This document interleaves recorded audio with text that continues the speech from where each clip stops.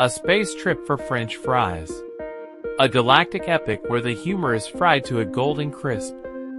Bill Carlson, a self-taught engineer and fast food fanatic, lived in Mars orbit, fixing toilets on Carat 12 station. Every day was the same. Coffee from a tube, fixing pipes, and occasional calls from his mom asking when he'd be back on Earth to get married. That all changed the day Bill opened a galactic chat room and saw a strange message. Want to try the best fries in the universe? Sign up for the expedition. Warning, participation at your own risk.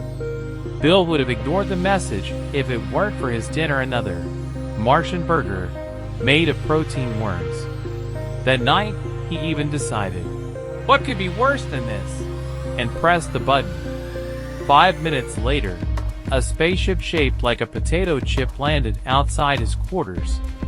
The door opened and a man in a shiny spacesuit and cowboy hat jumped out. "Are you Bill Carlson?" asked the stranger, twirling a toothpick in his mouth. "I guess so." "And who are you?" "I'm Captain Duke, leader of the Crunch Patrol." "Congratulations, you're now a member of our expedition." Bill opened his mouth to object, but Duke shoved the contract in his hands and grabbed him by the scruff of the neck, dragging him into the ship. "Hey, I'm not actually done with my shift," Bill protested. "Your shift is in the galaxy now. Get used to it." Aboard the ship Friar Strike, Bill was greeted by a crew that looked like they had been recruited from a mental institution. Sally Johnson, a paranoid engineer who believed that dust was mankind's greatest enemy. She carried a vacuum cleaner on her shoulder like a machine gun. Tommy Smith, also known as the Cutlet, a cook who prided himself on being able to burn even soup. Bobby, the ship's artificial intelligence, whose primary mode was set to sarcasm. "Welcome to the Crunch Patrol," Duke announced cheerfully, clapping Bill on the shoulder. "We're flying to McDucksus for the best fries in the universe." "What about regular fries?" Bill asked incredulously. "Regular fries?" Duke shook his head. "They're not potatoes. They're a culinary disgrace." Bill wanted to run away, but Sally, noticing his hesitation, winked. "We've already tried it. The vacuum doesn't let the passengers out." The first stop on the journey was the asteroid Ketchup-77. It was home to the best sauce for French fries. But the asteroid's inhabitants, bottle-shaped humanoids, turned out to be real soccer fans. "We'll only give you ketchup if you beat our team," declared their leader named Gravy. So Bill found himself on a space field, dressed in a too-tight soccer suit. The ball was a giant tomato that suddenly exploded, soiling him from head to toe. "You look like a cafeteria salad," giggled Bobby, commenting on what was happening. After 3 hours of play and 4 explosions, the Crunch Patrol had won the game, with a whole tank of ketchup. "That was weird," Bill muttered, scrubbing away the tomato residue. "Welcome to our life, newbie," Sally replied, gently wiping down her vacuum cleaner. The next stop was the planet Spition, home to giant bulbs with eyes and mustaches. Here they extracted a sauce flavored with onions and garlic. "Do any of you know how to speak the hissing language?" Duke asked. "Well, my ear whistles sometimes," Bill mumbled. Things went south at the negotiations when Tommy tried to make one of the onions laugh by showing how he could twirl an onion ring on his finger. The onion took offense, and the crew ended up in jail. "Great, this is the worst day of my life," Bill sighed. "That's nothing. Last time we got stuck on a planet with live cucumbers," Duke said. In the end, to get out of jail, Tommy had to make a dish that would please the Onion King. Naturally, Tommy burned everything he could, but Bill saved the day by frying some potato scraps. "You have talent," the king praised him. "Thanks, I was just hungry," Bill shrugged. When the fry strike reached McDucksus, a planet covered in golden sand, actually fried salt, Bill almost cried. "This is paradise," he whispered, looking out over the potato fields. They were met by the Supreme Cook, a giant robot that looked like a mixer with arms. "Welcome, daredevils. To earn our fries, you must pass one last test. Cook a fry that will impress me." Duke delegated the task to Bill, stating that his own hands were too precious for kitchen labor.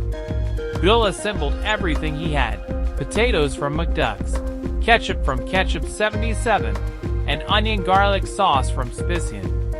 When the dish was ready, the Supreme Chef tasted it in silence. The silence dragged on, and Bill was beginning to think he was screwed. "It's perfect!" The robot finally spoke. Back on Mars, the team opened a restaurant called the Crispy Patrol, which sold galactic fries. The line went all the way to the orbital docks. Bill became head chef, and Duke launched a franchise throughout the solar system. "How's life treating you?" Sally asked him one day. "You know, I thought I was going to be a hero, but I didn't even realize it would involve French fries," he replied, laughing. Even though their adventures were strange, one thing remained the same. A good meal was worth traveling to the edge of the universe for. A year passed. The Crispy Patrol restaurant became a legend. People, robots, and even strange space creatures queued up to try the fries created from Bill's recipes. But Bill found himself increasingly bored. "Why are you sad?" Duke asked, sitting down next to him at the counter. "I don't know. I feel like something's missing. Everything's gotten too predictable." Bill reached for his fries. "Boredom is the enemy of any adventurer." Duke smiled slyly. "Just say the word, and we'll be on our way again." At that moment, the restaurant door swung open with a clatter, and a tall green-skinned alien with eyes on stalks appeared on the threshold. He was holding a map that showed something strange, a planet completely covered in a layer of melted cheese. "Who's in charge of potatoes here?" said the alien loudly, looking around at the visitors. "That would be me, I guess." Bill raised his hand uncertainly. "Great. My name is Grunk. I'm from the Chatterus system. We need your help. Is there something wrong with the cheese?" Tommy, Cutlet, Tommy, who was standing at the stove trying to burn the pasta for the 10th time that day, perked up. "Yes. Our planetary cheese waterfall is evaporating. If we don't find a way to preserve it, we'll never have cheddar sauce for fries again." Bill and the crew looked over their shoulder. This was the moment they had been waiting for. "Captain Duke, get the ship ready," Bill said, standing up. "We have another mission." The journey to the Chatterus system began with a traditional confusion. Tommy had forgotten to load the ketchup supply, and Bobby, the AI, suddenly announced that he refused to update the navigation because he's entitled to a rest, too. "Here we go again," Sally grumbled, dusting the corners of the ship where she didn't think it should be. "Bobby, if you don't cooperate, I'm going to reset your personality," Duke threatened. "Calm down, Captain," Bobby replied lazily. "Just tell me I'm the smartest AI in the galaxy, and I'll think about it." After 20 minutes of persuasion, the ship moved. When the crew finally reached the planet Chatterus, they were greeted by a giant river of melted cheese. The aroma of cheddar hung in the air, and Tommy immediately dove into the river screaming, "This is my heaven." Luckily, Sally pulled him out in time with a vacuum cleaner. Things weren't easy on the Chatterus. It turned out that the cheese was being vaporized by a tribe of space mice, rhinoceros-sized creatures who decided the entire planet belonged to them. "We're not leaving until we've eaten every last drop of it," declared the chief mouse leader, wearing a golden crown in the shape of a piece of cheese. No way! Duke was outraged. You don't realize you're destroying the future of French fries.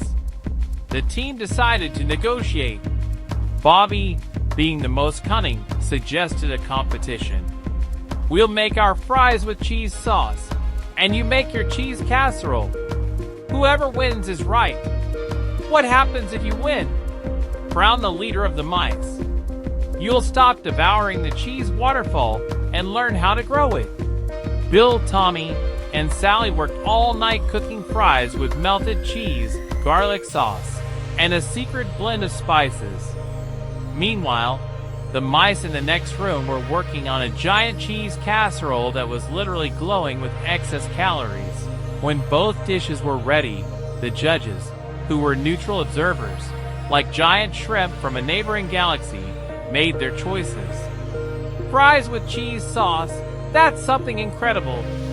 Bill's team wins. The mice roared, but kept their word. The team went home with a new secret cheese sauce that brought the restaurant even more success. The lines no longer started on Mars, but on Earth and stretched to the moon. Do you think we can rest now? Bill asked Duke. Rest? Duke grinned. Are you serious? What about the rumors of chocolate rivers on the planet Caconius? Bill covered his face with his hands, but in his heart, he knew that he was going after the best taste in the universe again. The end? Or the beginning of a new adventure?